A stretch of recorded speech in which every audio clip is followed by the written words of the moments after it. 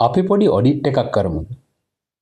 ගිහිල්ලා ඔයාගේ Facebook page එකට හරි එහෙම නැත්නම් Instagram page එකට හරි TikTok එකට හරි YouTube එකට හරි ඔයාගේ තියෙන ඕනම business channel එකකට ගිහිල්ලා business එක promote කරන channel එකකට ගිහිල්ලා ඔයගොල්ලා පිටස්තරයෙක් විදියට ගිහිල්ලා business එක කරන කෙනෙක් විදියට නැතුව පිටස්තරයෙක් විදියට ගිහිල්ලා කල්පනා කරලා බලන්න ඔයාගේ profile page එක cover page එක ඔයා දාලා තියෙන post ටික දැක්කහම එන ඉම්ප්‍රෙෂන් එක මොකක්ද?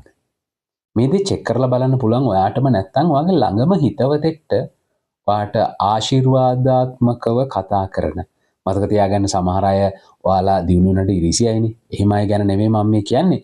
ඇත්තටම හදවතින්ම ඔයාගේ සංවර්ධනය, ඔයාගේ ඩෙවලොප්මන්ට් එක අපේක්ෂා කරන කෙනෙකුට පෙන්නලා අහන්න ඔයාට මේ page එක දැක්කහම එන first impression එක මොකක්ද? හරිම වැදගත්. අද මම කියන්නේ මේ first impression එක ගැන. first impression එක පුදුම වැදගත්. ඔබ කල්පනා කරලා බලන්න ඔබේ page එකට ගියපුවාම හම්බෙන first impression එක කොහොමද කියලා.